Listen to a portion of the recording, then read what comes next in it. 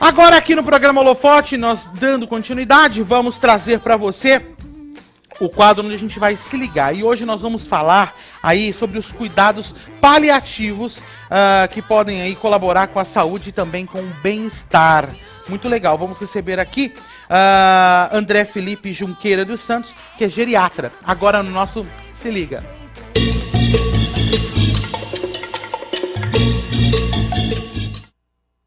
André, muito obrigado pela presença aqui no programa Holofote para falar de um assunto tão interessante, tão importante, que faz parte da vida aí dos nossos telespectadores, da nossa também, de todos esses cuidados. E nós temos sempre que estar ligados, não é, em detalhes do nosso dia a dia para que possamos ter uma vida mais saudável, não é? Boa tarde, Kiko. Boa tarde, telespectadores. Eu agradeço o espaço e a gente falar um pouco também dessa parte de cuidado paliativo. É um tema que eu acho que é muito polêmico, as pessoas associam um pouco o cuidado paliativo com morte, mas a proposta, o cuidado paliativo, é uma parte da medicina e de saúde como um todo, que lida com doenças graves, com risco elevado de a pessoa falecer, e promove, mas é um lado da medicina que a gente procura promover qualidade de vida e bem-estar. Que a gente sabe que às vezes o tratamento médico vai causando muito desconforto, chega uma fase, infelizmente, da vida, que às vezes o tratamento, às vezes até atrapalha do que melhora. Então o nosso trabalho é promover essa, como você falou, essa qualidade, esse bem-estar. Que é muito importante, não é? Em que, de uma maneira geral, como é trabalhar tudo isso? Como é trabalhar todos esses cuidados? Trazer todas essas informações para o nosso telespectador? Bom, o cuidado paliativo, a ideia é você não abordar só nesse momento assim de fase final de vida. Infelizmente, várias doenças hoje não têm cura. Câncer, Alzheimer, problemas renais. Então a ideia é, junto com a equipe que cuida de uma pessoa com esse problema, a gente trabalhar outros aspectos que a doença causa. A doença muitas vezes não causa só a parte física, não é só dor, não é falta de ar, tem a parte psicológica, emocional. Então o cuidado paliativo ele constitui de psicólogo, assistente social, terapeuta ocupacional, para tentar melhorar o impacto da doença na nossa vida. É interessante, André, como essas doenças estão chegando mais cedo hoje em dia. Apesar que a nossa mortalidade, não é, está avançada. Quer dizer, antes, com 60 anos, já se dava aí a terceira idade e o fim da vida, não é? Desse ciclo realmente tão natural. Mas, hoje em dia, há indivíduos, há pacientes que vão bater os 100 anos com certeza. Mesmo tendo este quadro avançado das doenças chegando mais cedo. Pessoas com problemas do Alzheimer, por exemplo, que é o Alzheimer precoce, com 50 anos, já começa a apresentar sintomas e temos que ficar aí atentos a esses detalhes. Como é isso? Como também trabalhar essa faixa etária mais nova e que muitas vezes não aceita obter estas doenças ou ter estes cuidados, sendo que até então eram tratados como terceira idade. Realmente, o impacto de qualquer doença, quanto a mais novo, é um impacto maior na nossa saúde. A gente tem expectativa, qualquer um, de viver muito e viver bem. Quando acontece, infelizmente, de uma doença, um acidente causar uma mudança no nosso padrão de vida, é um impacto que muda tudo, não fisicamente. Então a nossa proposta é trabalhar no contexto hospitalar ou em atendimentos em casa para promover assim, as mudanças que deem suporte não só para a pessoa que sofre daquela doença, como para a família, que infelizmente o que a gente vê é que o impacto da doença não é só no doente, é todo mundo que está cuidando. Mudanças no ambiente, os cuidados que tem que ter. Então, que essa doença, mesmo que infelizmente a pessoa venha a falecer, que a gente consiga diminuir o desconforto e preservar a dignidade da pessoa. Então, qualquer doença que cause esse impacto, a nossa proposta é tentar atuar para diminuir o impacto dessa doença na vida da pessoa. André, tratamentos são específicos e focados para cada paciente? Como é isso? Como é o tratamento em si? Como é o cuidado em si? Bom, o cuidado, ele envolve assim, primeiro o cuidado da doença, o que ela precisa para dor, o que ela precisa para melhorar, antibiótico, qualquer tratamento. Mas a gente avalia também o que é a pessoa. A pessoa não é só uma doença. Então, às vezes a pessoa tem um contexto de vida, ela é casada, é solteira, o que ela faz, o que ela não gosta de fazer. Então a gente também tem que fazer considerar tudo isso, porque muitas vezes são esse valor da pessoa que vai dar o foco para a gente guiar. Quando a gente manda a pessoa mudar totalmente a vida dela para um tratamento, às vezes a pessoa pode se deslocar, fazer tudo e não sentir aquele retorno, e desmorona o que ela é. Então a gente tem que ter esse cuidado de promover a saúde da pessoa, não só no contexto físico, mas psicológico e espiritual também. Olha, aqui no país a gente trata, no modo geral, diversas áreas. Quer dizer, são equipes multidisciplinares, como você já falou aqui no programa. Mas quando trata-se do tratamento meio que específico, meio que focado, vocês se reúnem, conversam para chegar num denominador comum, para chegar numa melhor qualidade de vida para aquele tal paciente, para aquele tal pessoa que precisa de uma assistência mais focada, de um trabalho mais intensivo. Como é esse estudo que vocês fazem para tratar tal paciente? A abordagem principal é comunicação. A gente conversa muito entre nós, a gente conversa com os médicos para tentar explicar para a equipe o que está sendo proposto, qual é o objetivo do tratamento, por que a pessoa está no hospital, e também conversa com a família e muito, às vezes, com a pessoa. Porque muitas vezes o médico quer passar um tratamento e a pessoa está cansada, não quer mais. Desmotivada. Desmotivada. E isso gera o quê? Gera conflitos entre a pessoa, a família, o médico. Então isso aí desmorona aquela relação que é para ser a boa relação médico-paciente. Porque vira, na verdade, começa a ter conflitos, brigas de interesse. O médico acha que aquilo é melhor para a pessoa deixa em segundo plano, a família muitas vezes quer fazer uma coisa achando que é melhor e passa por cima da pessoa. Então, o nosso foco principal é conversar com a família e com a pessoa para entender. É interessante isso, não só o atendimento ao paciente, mas sim das pessoas que convivem junto, o que com certeza vai ajudar muito mais trazendo um feedback para vocês profissionais, né? Muito interessante. O médico falou de Alzheimer, né? É uma pergunta que chegou aqui pra gente no 2111-2133, eu acho, ou através do Facebook. O médico falou do Alzheimer. Se a pessoa, no início da doença, começa a estimular o cérebro do paciente, os efeitos podem demorar um pouco mais para ficarem graves. Isso ocorre realmente? Porque é a pergunta. Porque, segundo ela diz, a pessoa, minha avó, assim que se identificou com o problema, parou com tudo. Nem dobrar roupa ou fazer café. As filhas deixavam realmente essa situação permanecer. E assim, em um ano, ela foi para a cama e está muito debilitada. Então, penso que a família não soube lidar com isso, não é? Com o envelhecimento dos seus parentes. É a Juliana Dias, do Jardim Paulista. É verdade isso? Trabalhar esse estímulo quando já se aplica, já se apresenta, ou melhor dizendo, a doença? Respondendo a Juliana, é verdade mesmo.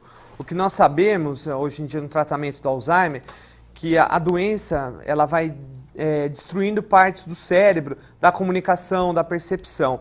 Infelizmente é uma doença que não tem cura. O remédio ele consegue aumentar o tempo de vida, mas a doença evolui mesmo com o uso do remédio.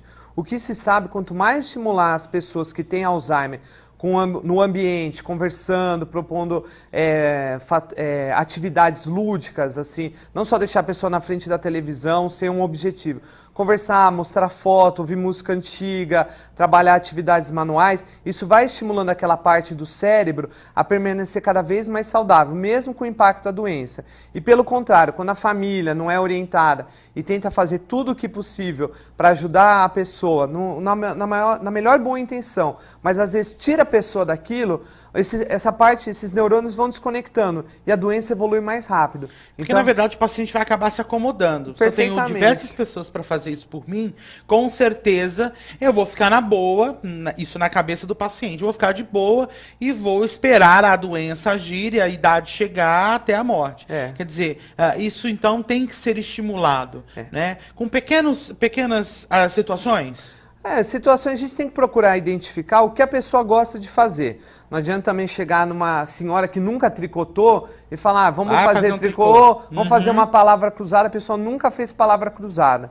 Então, ela gosta de jardinagem, ela está com dificuldade por causa da doença, então eu sei que é difícil, no dia a dia é corrido, mas tem que promover uma mudança de trabalhar com ela, ter uma paciência, ajudar ela, não fazer por ela. Falar, olha, esse cuidado, aqui está difícil, pode deixar, é assim que se faz.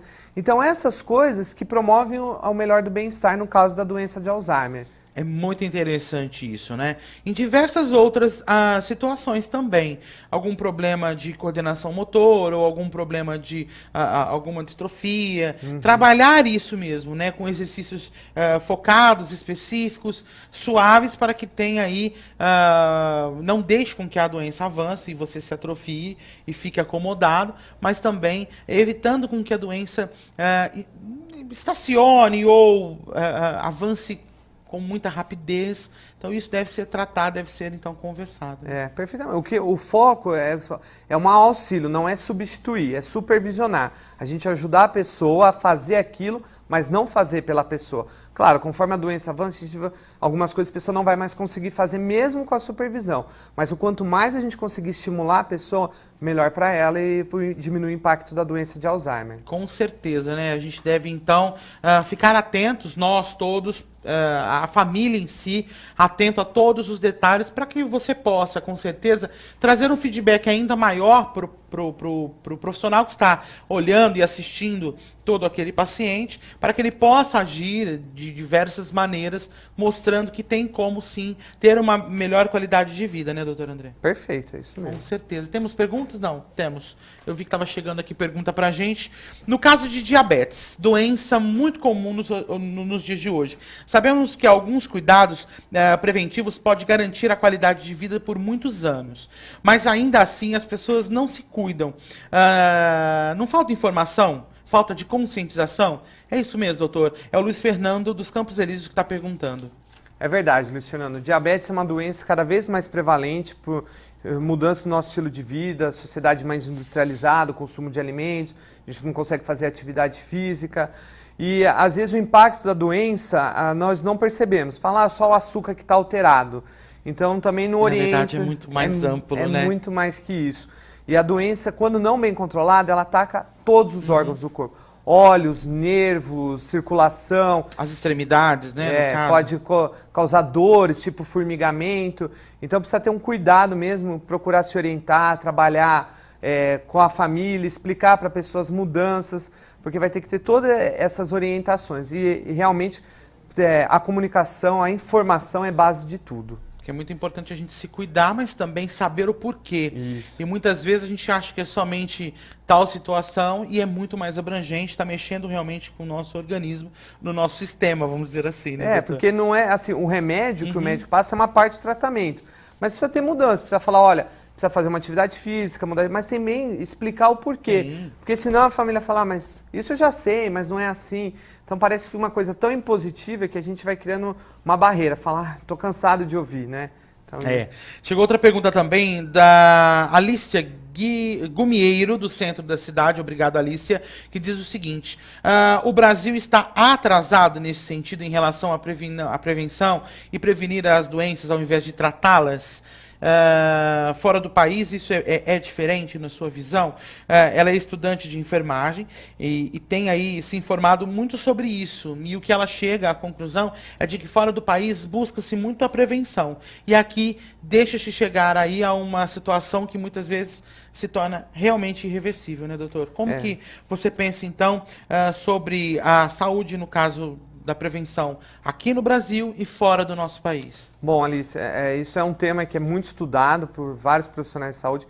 Infelizmente, no Brasil ainda falta muita discussão sobre o impacto das doenças, mesmo ações de sistema de saúde, do governo, de prevenir. A gente deixa as coisas acontecerem e a nossa própria cultura, muitas vezes as pessoas falam, quando eu ficar doente eu vou no médico, eu vou correr atrás. Não, isso aí já aconteceu. Da mesma maneira, e é cultural, eu pego muito o exemplo de um carro. Hoje em dia todo mundo faz manutenção do carro. Antigamente não tinha essa cultura da manutenção.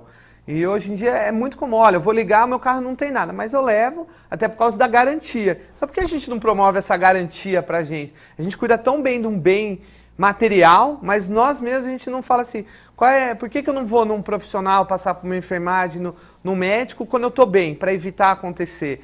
Infelizmente, são culturas e a gente deixa postergar. E o cuidado paliativo também na fase final de vida, lá fora já se trabalha muito isso também, de tentar garantir essa qualidade. Que a gente vê como as pessoas não se previnem em muitos aspectos e a doença chega muito avançada, às vezes a descoberta de alguma doença, um câncer, por exemplo, é numa fase que já não tem a possibilidade de cura. Então o tratamento fica um tratamento muito agressivo, às vezes fazem condutas dentro do hospital que são maléficas, em vez de melhorar, pioram. Então são também cuidados que a gente procura trabalhar, que é um campo novo de atuação no Brasil. Muito interessante. Na verdade, só para a gente registrar até aqui, ao vivo no Holofote, né, o geriatra, o Dr. André Felipe Junqueira dos Santos, ele foi aí o único médico do país a ser selecionado para uma bolsa de estudos para participar do Congresso Mundial da Associação Europeia de Cuidados Paliativos em Copenhague, na Dinamarca, né? Então é muito interessante isso.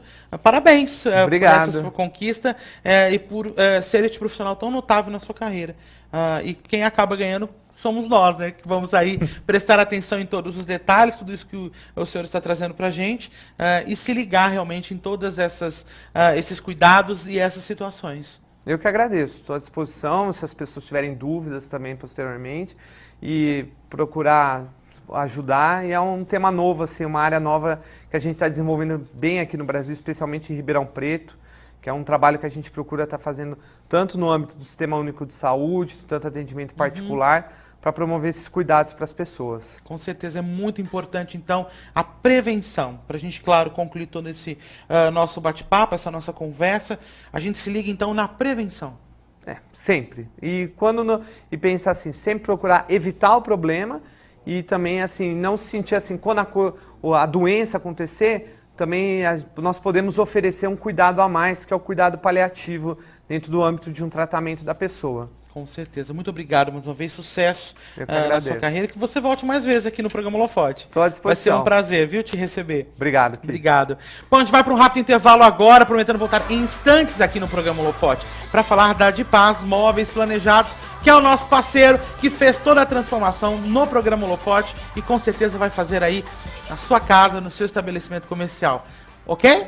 Eu vou para um rápido intervalo. Um minuto eu estou de volta. Se eu fosse você, não saia daí.